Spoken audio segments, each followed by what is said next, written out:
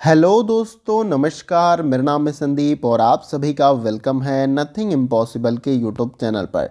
आशा करता हूं कि आप सभी बहुत ही अच्छे होंगे। और आज की इस वीडियो में हम लोग 25 दिसंबर 2021 के जो इम्पोर्टेंट करंट अफेयर हैं उनको यहां पर कवर करने वाले हैं। और ये करंट अफेयर के वीडियो आपको किन किन एग्जामों में हेल्प करने वाली है, तो ऑल एग्जाम ये इंपॉर्टेंट है। चाहे आप एसएससी की तैयारी कर रहे हैं, वनडे एग्जाम की तैयारी कर रहे हैं, यूपीएससी कर रहे हैं, इवन आप किसी भी एग्जाम की तैयारी कर रहे हैं, आपको ये करंट अफेयर की वीडियो काफ़ी हेल्प करने वाली है। जैसे कि आप सभी को पता है कि हर एग्जाम में 4 से 5 क्वेश्चन आपको करंट अफेयर के देखने को मिल जाएंगे और आप इसे डेली बेसिस पे तैयार कर सकते हैं। और मैं बताता हूं कि वीडियो ही नहीं, अगर आप चाहो तो डेली बेसिस पे न्यूज़पेपर पढ़ के भी करंट अफेयर तैयार कर सकते हैं। और जो आपकी वीकली जो मैगजीन्स आती हैं करंट अफेयर की, पत्रिकाएं आती हैं, उनको भी आप पढ़ सकते हैं। तो किसी भी माध्यम से आप डेली बेसिस पे कुछ टाइम निकाल के आप जो है करंट अफेयर को तैयार कर सकते हैं और ये 4 से 5 क्वेश्चन आसानी के साथ बना सकते हैं। और आप सभी को पता है कि एक एक नंबर से जो है कट ऑफ से बच्चे बाहर हो जाते हैं, तो ये काफ़ी इंपॉर्टेंट हो जाता है। तो चलिए फ्रेंड, वीडियो को स्टार्ट करते हैं और सबसे पहले करंट अफेयर को देखते हैं। देखिए यहाँ पर सबसे पहले करंट अफेयर में क्या पूछा जा रहा है कि भारत की किस कंपनी ने 23 करोड़ डॉलर में अमेरिका की साइबर सुरक्षा परामर्श प्रदाता एडगिल का अधिग्रहण करने के लिए समझौता किया है। यहाँ पर तो ये आपको अगर आंसर पता है इन चारों विकल्पों में से तो आप जवाब दे सकते हैं। तो देखिए इस क्वेश्चन का जो हमारा राइट आंसर हो जाएगा वो है आपका ऑप्शन नंबर सी। यहाँ पर विप्रो ने, भारत की किस कंपनी ने, तो विप्रो कंपनी ने जो है 23 करोड़ डॉलर में अमेरिका की साइबर सुरक्षा परामर्श प्रदाता एडगिल का अधिग्रहण करने के लिए जो है समझौता किया। ये आपको याद रखना है, ये एक भारतीय कंपनी है आईटी सेक्टर की। अब इस क्वेश्चन से जुड़े जो इंपॉर्टेंट डिटेल्स है उसे भी जान लेते हैं। देखिए यहाँ पर सबसे पहले पॉइंट में मैंने क्या बताया कि भारत की विप्रो कंपनी ने, जो कि मैंने ऊपर जैसे क्वेश्चन बनाया था, हाल ही में 23 करोड़ डॉलर में अमेरिका की साइबर सुरक्षा परामर्श प्रदाता एडगिल का अधिग्रहण करने के लिए समझौता किया है। इसके साथ ही साथ विप्रो और एडगिल एक साथ मिलकर विप्रो साइबर ट्रांसफॉर्म विकसित करेंगे, जो एक एकीकृत सूट होगा। यानी बेसिकली ये दोनों आईटी सेक्टर की कंपनियां, एक तो भारत की है और एक अमेरिकी कंपनी है, और ये दोनों मिलकर जो है यहाँ पर साइबर ट्रांसफॉर्म विकसित करेंगे, जो कि एकीकृत सूट होगा। ये आपको याद रखना है। तो आशा करता हूँ डिटेल्स आपको समझ में आया होगा। आइए अगला करंट अफेयर देखते हैं। देखिए यहाँ पर अगले करंट अफेयर में पूछा जा रहा है कि खाद्य टोकरी में विविधता लाने के लिए किस आयोग ने हाल ही में संयुक्त राष्ट्र विश्व खाद्य कार्यक्रम के साथ समझौता किया है। यहाँ पर इन चारों विकल्पों में से तो देखिए इसका राइट आंसर हो जाएगा वो है आपका ऑप्शन नंबर सी, नीति आयोग ने। तो नीति आयोग ने जो है यहाँ पर खाद्य टोकरी में विविधता लाने के लिए जो है संयुक्त राष्ट्र विश्व खाद्य कार्यक्रम के साथ जो है यहाँ पर समझौता किया है। तो ये आपको याद रखना है, किसने, नीति आयोग ने। अब इस क्वेश्चन के जो इंपॉर्टेंट डिटेल्स है उसे भी जानते हैं। ये तो आपको यहाँ पर मैंने कंफर्म किया ऊपर कि नीति आयोग ने हाल ही में खाद्य टोकरी में विविधता लाने के लिए संयुक्त राष्ट्र विश्व खाद्य कार्यक्रम के साथ जो है समझौता किया है। इसके साथ ही साथ इस समझौते का उद्देश्य छोटे किसानों के लिए लचीली आजीविका और जलवायु परिवर्तन के साथ साथ खाद्य प्रणालियों को बदलने के लिए अनुकूलन क्षमता का निर्माण करना है। तो बेसिकली इस समझौता का मेन उद्देश्य क्या है, जो छोटे किसान हैं उनके लिए लचीली आजीविका और जलवायु परिवर्तन के साथ जो यहाँ पर खाद्य प्रणाली में बदलाव लाना है या अनुकूलन करना है, उसका यहाँ पर जो है निर्माण करना, यही उद्देश्य है। तो ये आपको याद रखना है। तो आशा करता हूँ डिटेल्स आपको क्लियर हुए होंगे। आइए अगला क्वेश्चन देखते हैं।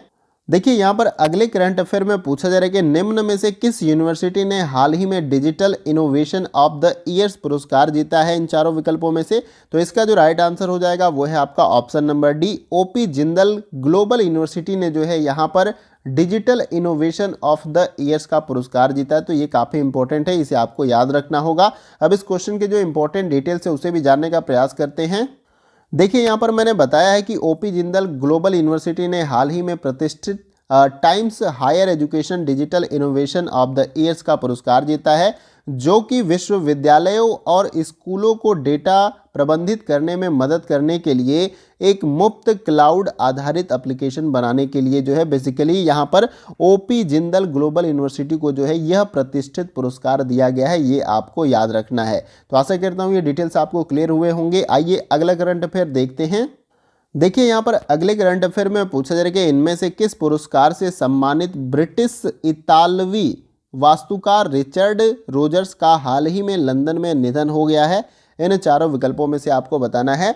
वास्तुकार यानी जिसको आर्किटेक्ट यहाँ पर बोला जाता है, यानी बेसिकली यूँ कह लीजिए कि कोई बड़ी टाउनशिप बन रही है या कोई बड़े मेट्रोपॉलिटन सिटी का निर्माण किया जा रहा है नए सिरे से, तो वास्तुकार क्या होता है कि उसे एक तरह से डिजाइन करता है कहाँ पर क्या कुछ होगा। तो एक तरीके से यहाँ पर ये एक बहुत ही बड़े कह लीजिए प्रतिष्ठित जो है वास्तुकार थे रिचर्ड रोजर्स। इनका जो है हाल ही में जो है लंदन में निधन हो गया है। तो ये जो है आपका यहाँ पर प्रित्जकर पुरस्कार से जो है इनको सम्मानित किया गया था, ये आपको याद रखना है। तो ये काफ़ी इंपॉर्टेंट है आपके एग्जाम के पॉइंट ऑफ व्यू से। अब इस क्वेश्चन की जो इंपॉर्टेंट डिटेल्स है उसे भी जान लेते हैं। देखिए यहाँ पर सबसे पहले पॉइंट में मैंने बताया कि वर्ष 2007 में प्रित्जकर पुरस्कार से सम्मानित ब्रिटिश इतालवी वास्तुकार रिचर्ड रोजर्स का हाल ही में लंदन में निधन हो गया है। इसके साथ ही साथ इस प्रित्जकर पुरस्कार को वास्तुकला का नोबेल पुरस्कार कहा जाता है। तो बेसिकली इस पुरस्कार को क्या कहा जाता है? वास्तुकला या आर्किटेक्चर के क्षेत्र का जो है नोबेल पुरस्कार इसको कहा जाता है। किसको? प्रित्जकर पुरस्कार। ये आपको याद रखना है और ये क्वेश्चन आपको एग्जाम में जरूर देखने को मिल जाएगा। इनका डेथ हुआ है, लेकिन अगर क्वेश्चन में ऐसे पूछ ले जाए कि वास्तुकला के क्षेत्र में या वास्तुकला में जो है नोबेल पुरस्कार किसे कहा जाता है, तो प्रित्जकर पुरस्कार को कहा जाता है। ये आपको याद रखना है। अगले पॉइंट में मैंने बताया कि उन्होंने 1991 में नाइट बैचलर प्राप्त किया, जबकि महारानी एलिजाबेथ द्वितीय के द्वारा उन्हें नाइट की उपाधि भी दी गई थी। तो ब्रिटेन में ये बहुत बड़ा सम्मान है, तो ये भी आपको याद रखना है। तो यहाँ पर डिटेल्स आपको अच्छे से क्लियर हो गए होंगे। आइए अगला करंट अफेयर देखते हैं। देखिए यहाँ पर अगले करंट अफेयर में पूछा जा रहा है कि एच.ओ. सूरी को हाल ही में किस इंश्योरेंस कंपनी ने अपना नया प्रबंध निदेशक और मुख्य कार्यकारी अधिकारी नियुक्त किया है? यहाँ पर इन चारों विकल्पों में से अगर आपको आंसर पता है तो आप जवाब दे सकते हैं। देखिए इस क्वेश्चन का जो हमारा राइट आंसर हो जाएगा वो है आपका option number D, IFFCO Tokyo general insurance company ने जो है अपना नया प्रबंधक निदेशक जो है नियुक्त किया है। किसको? एच.ओ. सूरी को। ये आपको याद रखना है। तो ये बहुत ही इंपॉर्टेंट है। अब इस क्वेश्चन के जो इंपॉर्टेंट डिटेल्स है उसे भी जानने का प्रयास करते हैं। देखिए यहाँ पर मैंने बताया है कि इफ्को और जापान के टोक्यो मरीन ग्रुप के बीच जो है 51:49 का संयुक्त उद्यम company IFFCO Tokyo generals insurance ने जो है एच.ओ. सूरी को हाल ही में अपना नया प्रबंधक निदेशक और मुख्य कार्यकारी अधिकारी नियुक्त किया है। इसके साथ साथ इफ्को टोक्यो जनरल इंश्योरेंस का मुख्यालय कहाँ पर है? गुरुग्राम में स्थित है। ये भी आपको याद रखना है। आप देखेंगे कि यहाँ पर डिटेल्स में मैं आज जो है पिक्चर्स नहीं लगा पाया हूँ, तो ये मैं पिक्चर्स को डाउनलोड नहीं कर पाया, जिसकी वजह से डिटेल्स में आप देखोगे तो आपको पिक्चर्स देखने को नहीं मिलेंगे। इससे पहले मैंने आपको जो करंट अफेयर के वीडियो प्रोवाइड किए वहाँ पर आपको क्वेश्चन के डिटेल से रिलेटेड पिक्चर्स में लगाता हूँ, ताकि आपको इमेज भी एक क्रिएट हो और अच्छे से समझ में आए। तो आज बहुत मतलब प्रॉब्लम्स थी कुछ, तो जिसकी वजह से मैंने पिक्चर्स नहीं लगाया, तो उसके लिए सॉरी आप सभी से। आइए अगले करंट अफेयर को देखते हैं। देखिए यहाँ पर अगले करंट अफेयर में पूछा जा रहा है कि डीआरडीओ ने हाल ही में किस राज्य के चांदीपुर तट पर से जो है उच्च गति वाले हवाई लक्ष्य भेदी अभ्यास का सफल परीक्षण किया है? यहाँ पर आपको बताना है इन चारों में से। तो इसका राइट आंसर हो जाएगा वो है आपका ऑप्शन नंबर बी, ओडिशा। देखिए यहाँ पर डीआरडीओ ने हाल ही में जो है ओडिशा राज्य के चांदीपुर तट पर से उच्च गति वाले हवाई लक्ष्य भेदी अभ्यास का जो है सफल परीक्षण किया है। तो इसका नाम है, ये जो लक्ष्य भेदी आपका जो मिसाइल कह लीजिए अभ्यास है, ये आपको याद रखना है। इसके साथ ही साथ उड़ीसा की जो राजधानी है भुवनेश्वर है, ये भी आपको याद रखना है। अरुणाचल प्रदेश का क्या है? ईटानगर। और गुजरात का क्या है आपका? गांधीनगर। केरल का क्या है? आपको कमेंट बॉक्स में बताना है केरल की राजधानी क्या है। आइए अब इस क्वेश्चन के जो इंपॉर्टेंट डिटेल्स है उसे भी जानते हैं। देखिए यहाँ पर सबसे पहले पॉइंट में मैंने आपको बताया है कि रक्षा अनुसंधान और विकास संगठन डीआरडीओ ने हाल ही में ओडिशा के चांदीपुर तट पर से स्वदेशी रूप से विकसित उच्च गति वाले हवाई लक्ष्य भेदी अभ्यास का सफल परीक्षण किया है। इसके साथ ही साथ इस परीक्षण के दौरान उच्च स्थिरता के साथ बहुत कम ऊंचाई पर उच्च सबसोनिक गति प्रक्षेपक का प्रदर्शन यहाँ पर किया गया है। तो बेसिकली यहाँ पर ये मिसाइल एक तरीके से कह लिए एक तरीके से अपने टारगेट को पूरी तरीके से ध्वस्त कर सकती है, और इसके साथ ही साथ जो है बहुत ही ये सटीक है यहाँ पर बताया गया है, तो ये भी आपको याद रखना है। और आशा करता हूँ, देखिए यहाँ से कई सारे क्वेश्चन बन जाएगा। ये तट कहाँ पर स्थित है? ओडिशा में है, चांदीपुर तट आपका इस तरीके से क्वेश्चन बन जाएगा। किस मिसाइल का यहाँ पर या किस लक्ष्य भेदी का यहाँ पर परीक्षण किया गया था? तो अभ्यास का यह भी क्वेश्चन आपका बन जाएगा। तो क्वेश्चन कई तरीके से बनाए जा सकते हैं, इसलिए आपको डिटेल्स को अच्छे से समझना होता है। आइए अगले करंट अफेयर को देखते हैं। देखिए यहाँ पर अगले करंट अफेयर में पूछा जा रहा है कि यूरोपीय देश बेल्जियम ने हाल ही में किस वर्ष तक अपने सभी 7 परमाणु ऊर्जा संयंत्रों को बंद करने की घोषणा की है? यहाँ पर इन चारों में से आपको बताना है।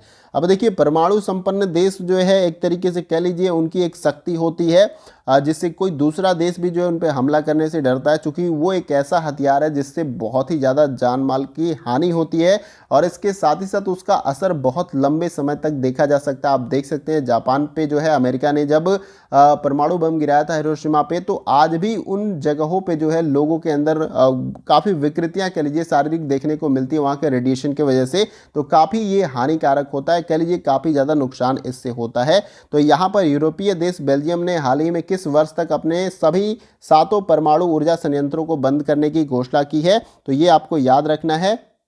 ये आपका हो जाएगा ऑप्शन नंबर सी 2025। यहाँ पर एक ये नहीं होगा, आपका ये हो जाएगा 2025 तक। ये आपको याद रखना है, ये डेट याद रखना है। अब इस क्वेश्चन के जो इंपॉर्टेंट डिटेल्स है उससे भी जानते हैं। देखिए यहाँ पर सबसे पहले पॉइंट में मैंने बताया कि यूरोपीय देश बेल्जियम ने हाल ही में 2025 तक अपने सभी 7 परमाणु ऊर्जा संयंत्रों को बंद करने की घोषणा की है, लेकिन देश जो है पूरी तरह से परमाणु ऊर्जा को अलविदा नहीं कहेगा। आधुनिक परमाणु टेक्नोलॉजी पर काम चलता रहेगा। तो बेसिकली परमाणु एक तरीके से कह लीजिए ऊर्जा का बहुत अपार जो है सोर्स होता है, तो इसको बम के रूप में हम इस्तेमाल करते हैं वो अलग की बात है, लेकिन इसका इस्तेमाल सही तरीके से भी किया जा सकता है बिजली बनाने के लिए। तो यहाँ पर यही कहा गया है बेल्जियम के द्वारा जो है कि लेकिन देश में पूरी तरीके से परमाणु ऊर्जा को जो है अलविदा नहीं कहेगा, ये आधुनिक परमाणु टेक्नोलॉजी पर काम करता रहेगा। ये भी आपको याद रखना है। इसके साथ ही साथ बेल्जियम ने वर्ष 2003 में ही एक कानून बना दिया गया था, जिसके तहत परमाणु ऊर्जा संयंत्रों को धीरे धीरे बंद करना अनिवार्य कर दिया गया है। तो यहाँ पर बेसिकली बेल्जियम ने 2003 में ही एक कानून बना दिया था, जिस कानून के तहत जो है बेल्जियम के अंदर जो परमाणु ऊर्जा संयंत्र हैं उनको धीरे धीरे बंद किया जाएगा। ये भी आपको याद रखना है। तो यहाँ पर मैंने इमेज लगा लिया है, भरसक मैंने प्रयास किया कि कुछ क्वेश्चन के डिटेल्स में मैं इमेज लगाऊं, इस तरीके से अट्रैक्टिव कह लीजिए कि दिखता है आपका पूरा डिटेल्स और आप रिलेट करके चीज़ों को समझ पाते हैं। तो आशा करता हूँ डिटेल्स आपको क्लियर हो गए होंगे। आइए अगला करंट अफेयर देखते हैं। देखिए यहाँ पर अगले करंट अफेयर में पूछा जा रहा है आपसे कि निम्न में से किस भारतीय खिलाड़ी ने हाल ही में अंतर्राष्ट्रीय क्रिकेट के सभी फॉर्मेट से संन्यास लेने की घोषणा की है? यहाँ पर इन चारों विकल्पों में से आपको बताना है। आशा करता हूँ कि इसका आंसर आप कमेंट बॉक्स में बहुत ही आसानी के साथ दे देंगे। तो देखिए इसका राइट आंसर हो जाएगा वो है आपका option number C, Harbhajan Singh. तो ये जो है आपके अंतर्राष्ट्रीय क्रिकेट से जो सभी फॉर्मेट होते हैं आपके T20 होते हैं, टेस्ट क्रिकेट होते हैं, वनडे होते हैं, तो उन सभी से जो है संन्यास लेने की घोषणा की है। ये भी आपको याद रखना है। बाकी तो विराट कोहली आपके वर्तमान समय में टेस्ट इंडिया के टेस्ट क्रिकेट टीम के कप्तान है, Rohit Sharma one day cricket team के कप्तान हैं और शिखर धवन, ये सभी अभी संन्यास ले लिए। 2 लोग तो खेल रहे हैं, शिखर धवन जो है टीम से अभी बाहर है। तो ये भी आपको याद रखना है। अब इस क्वेश्चन के जो इंपॉर्टेंट डिटेल्स है उसे भी जानते हैं। देखिए यहाँ पर सबसे पहले पॉइंट में मैंने बताया कि हरभजन सिंह ने जो है क्रिकेट के सभी प्रारूपों से संन्यास लेने की घोषणा की है। इसके साथ ही साथ अब ऐसा कोई भी प्रारूप इनका नहीं रह जाएगा जिसमें ये क्रिकेट खेलेंगे, चाहे T20 हो, टेस्ट हो। वैसे भी ये टेस्ट और वनडे से तो पहले से ही बाहर हैं। इसके साथ साथ T20 थोड़ा बहुत IPL में खेलते थे। तो यहाँ पर पूरे फॉर्मेट से जितने भी क्रिकेट के फॉर्मेट होते हैं इन्होंने संन्यास ले लिया हरभजन सिंह ने, ये आपको याद रखना है। इसके साथ साथ नेक्स्ट पॉइंट में मैंने बताया कि वह टेस्ट हैट्रिक लेने वाले पहले भारतीय गेंदबाज है, यानी कि टेस्ट क्रिकेट में हैट्रिक लेने के लिए जो है भारत के तरफ से ये पहले गेंदबाज है, ये आपको याद रखना है। इसके साथ ही साथ जो है वह अनिल कुंबले, कपिल देव और अश्विन के बाद देश के चौथे सबसे ज़्यादा विकेट लेने वाले गेंदबाज हैं, यानी कि 417 विकेट इन्होंने टेस्ट क्रिकेट में लिया है। ये भी आपको याद रखना है। नेक्स्ट पॉइंट में मैंने बताया कि उन्होंने 1998 में ऑस्ट्रेलिया के खिलाफ एक दिवसीय मैच में टीम के लिए पदार्पण किया और 2007 में भारत के विजयी T20 टीम का हिस्सा भी थे, यानी कि जो T20 मैच जो है भारत ने लास्ट टाइम जीता था 2007 में, तो उस टीम का ये हिस्सा भी थे।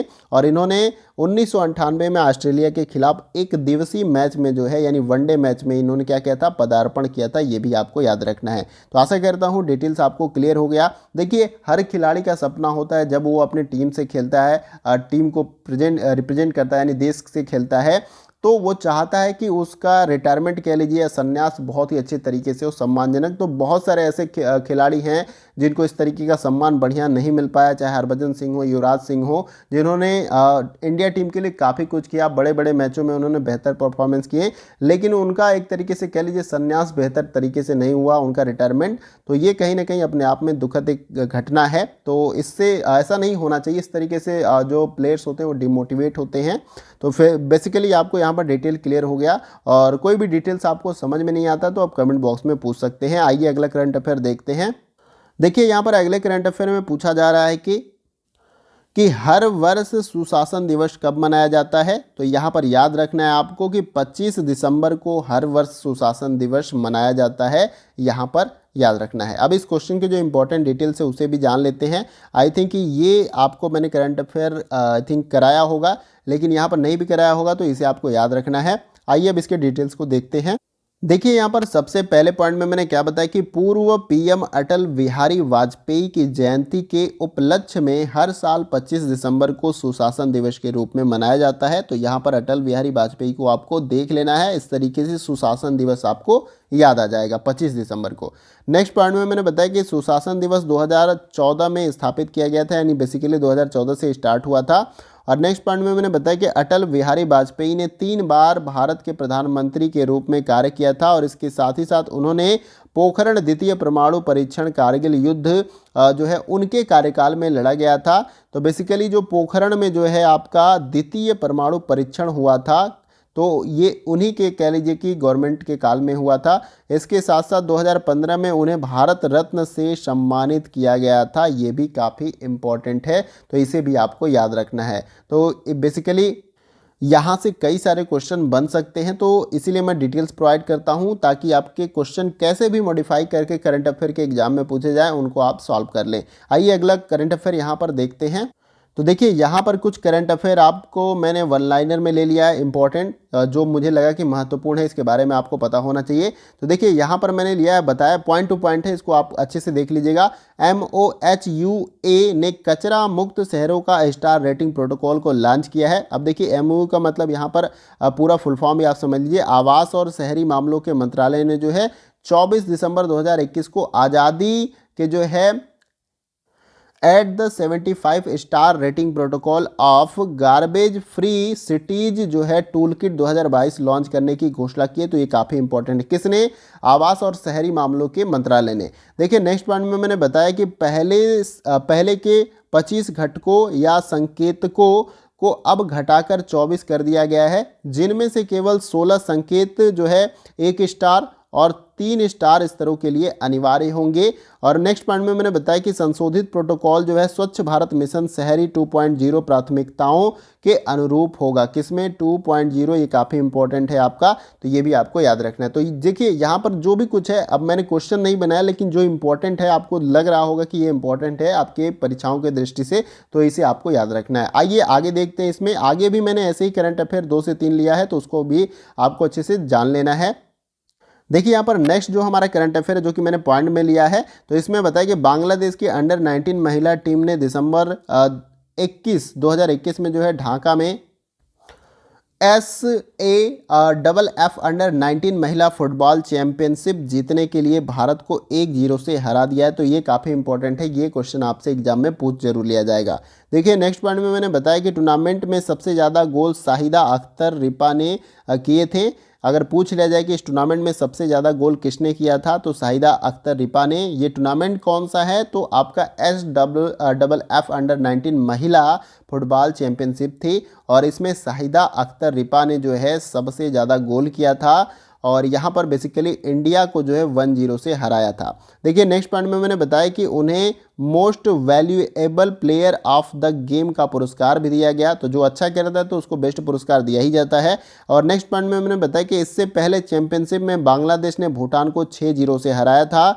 और नेक्स्ट पॉइंट में मैंने बताया कि भारत ने श्रीलंका को 5-0 और भूटान को 3-0 से हराया था, लेकिन यहाँ पर बांग्लादेश से हार गया 1-0 से। तो ये अपने आप में इंपॉर्टेंट है परीक्षा की दृष्टि से। हार ये जीत वो अलग की बात है, लेकिन परीक्षा की दृष्टि से ये सारे पॉइंट इंपॉर्टेंट है और इसे आप याद रखेंगे। आइए अगला करंट अफेयर देखते हैं।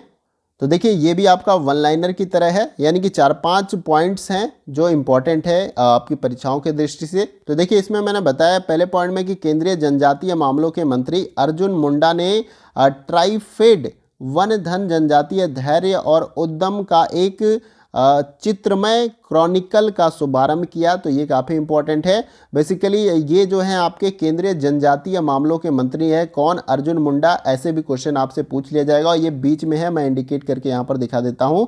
देखिए नेक्स्ट पॉइंट में मैंने बताया कि यह देश में आदिवासी उद्यम को बढ़ावा देने के लिए किए गए कार्यों का दस्तावेजीकरण करता है। इसके साथ साथ उन्होंने 14 शहद किसान उत्पादक संगठनों के गठन का भी शुभारंभ किया है, ये भी काफ़ी इंपॉर्टेंट है। देखिए नेक्स्ट पॉइंट में मैंने बताया कि जनजातीय मामलों के मंत्रालय ने संचार अभियान संवाद शुरू करने के लिए यूनिसेफ के साथ एक समझौता ज्ञापन पर भी हस्ताक्षर किया है। तो ये जितने भी मैंने इंपॉर्टेंट पॉइंट्स बताए बेसिकली अर्जुन मुंडा से, जो कि आपके केंद्रीय जनजातीय मामलों के मंत्री हैं, तो यहाँ पर आपको इसे याद रखना है। आइए अगले करंट अफेयर को यहाँ पर देखते हैं और ये आपका लास्ट करंट अफेयर होगा, इसे भी देख लेते हैं। देखिए इसमें मैंने पहले पॉइंट में आपको बताया है कि 25 दिसंबर 2021 को पंडित मदन मोहन मालवीय की 160वीं जयंती 25 दिसंबर 2021 को पंडित मदन मोहन मालवीय की 160वीं जयंती के रूप में मनाया गया है। तो 2 बार यहाँ पर टाइप हो गया।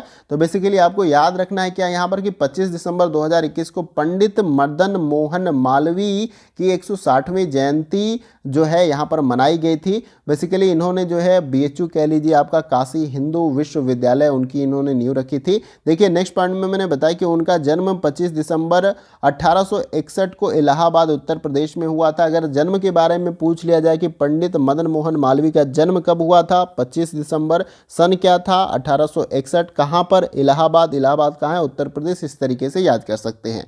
देखिए अगले पॉइंट में मैंने बताया कि उन्होंने 1916 में बनारस हिंदू विश्वविद्यालय यानी कि BHU की स्थापना की। ये आपको याद रखना है। तो बहुत सारे विद्यार्थियों को पता होगा लेकिन बहुतों को नहीं पता होगा, तो ये भी उनको याद रखना है कि बनारस हिंदू विश्वविद्यालय की स्थापना किसने की। तो यहाँ पर पंडित मदन मोहन मालवीय ने की। किस सन में की, 1916 में की, ये भी आपको याद रखना है। देखिए नेक्स्ट पॉइंट में मैंने बताया कि उन्होंने 1909 से 1920 तक 11 वर्षों तक जो है इंपीरियल लेजिस्लेटिव काउंसिल में सेवा की। इसके साथ साथ पंडित मदन मोहन मालवीय को जो है मरणोपरांत जो है 2014 में भारत रत्न से नवाजा गया था। तो बहुत ऐसी शख्सियत हैं, बड़ी बड़ी शख्सियत जिनका कंट्रीब्यूशन बहुत बेहतर रहा है देश के लिए, तो उनको मरणोपरांत जो है यहाँ पर भारत रत्न, जो कि सर्वोच्च जो है यहाँ पर पुरस्कार होता है, तो उसको जो है दिया गया। ये आपको याद रखना है। और आपको यहाँ पर स्पष्ट अगर दिखाई दे रहा होगा तो मैंने यहाँ पर इनका जीवन काल भी मेंशन किया है। तो 1861 आप याद, ये तो आपको मैंने बताई दिया, 1861 आपका हो जाएगा जन्म है, और 1946 में यूँ कह लीजिए इतना इनका जीवन काल है, डेथ हो गया था। तो ये 1861 से लेके 1946 ये आपको याद रखना है। तो यहाँ पर बहुत काफ़ी इंपॉर्टेंट है, यहाँ से कम 5 से 6 क्वेश्चन बनाए जा सकते हैं, ज़्यादा से ज़्यादा भी बनाए जा सकते हैं। तो ये भी आपको याद रखना है और उम्मीद करता हूँ कि सारे डिटेल्स आपको अच्छे से समझ में आए होंगे। नहीं समझ में आए तो कमेंट बॉक्स में बताइएगा, मैं वहाँ पर भी आपके कन्फ्यूजन या जो भी कंक्लूजन हो रहे होंगे उसको भी दूर करने का प्रयास करूँगा। तो उम्मीद करता हूँ कि यहाँ पर जितने भी मैंने करंट अफेयर आपको कराए 25 दिसंबर से, वो आपको अच्छे तरीके से समझ में आया होगा। और जैसे कि मैंने बताया कि अगर नहीं समझ में आया तो आप कमेंट बॉक्स में पूछ सकते हैं, और किसी भी टाइप की आपकी कोई भी क्वेरी हो वो भी आप यहाँ पर कमेंट बॉक्स में पूछ सकते हैं, मैं सभी के जवाब देता हूँ।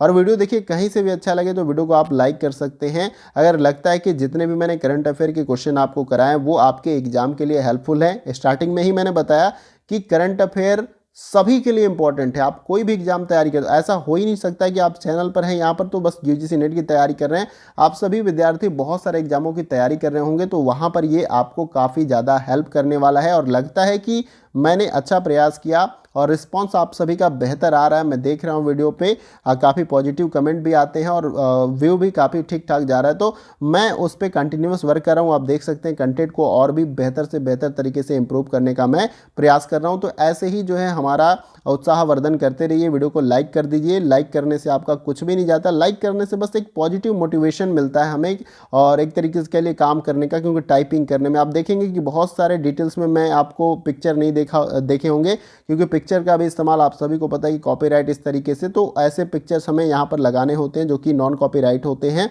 तो उसमें काफ़ी टाइम लगता है सर्च करके खोज के यहाँ पर इस तरीके से मेंशन करने में। तो आप टाइपिंग करते होंगे तो आपको पता होगा कि टाइप करने में कितना सारा टाइम लगता है। तो आपको लगता है कि बेहतर है तो आप लाइक करिए, लाइक करने से कोई चार्ज नहीं लगता, मैं बता रहा हूँ। तो लाइक करके अप्रिशिएट करिए, और यहाँ पर लगता है कि वीडियो आपको अच्छा लग रहा है यहाँ पर, तो वीडियो को शेयर कर सकते हैं कि ताकि दूसरे दोस्तों को यहाँ पर हेल्प मिल जाए। और चैनल पर नए हैं तो चैनल को क्या करिए कि यहाँ पर सब्सक्राइब कर लीजिए, और उसके बगल में ये जो बेल आइकन का बटन होता है यहाँ पर मैं बता देता हूँ, इस प्रकार से बेल आइकन का बटन होता है, इसको आप प्रेस कर लीजिए, तभी आपको इस चैनल पे जो भी इंपॉर्टेंट वीडियो अपलोड होगी उसकी नोटिफिकेशन मिल पाएगी। तो आप चाहे किसी भी एग्जाम की तैयारी कर रहे हैं, आप इस चैनल को ज्वाइन करें, निश्चित रूप से इस चैनल से आपको आपके एग्जाम के लिए हेल्प मिलेगी। तो फ्रेंड्स, आज के वीडियो में बस इतना ही, फिर मिलते हैं अगले वीडियो में कुछ और महत्वपूर्ण करंट अफेयर के साथ। तब तक के लिए जय हिंद, जय भारत।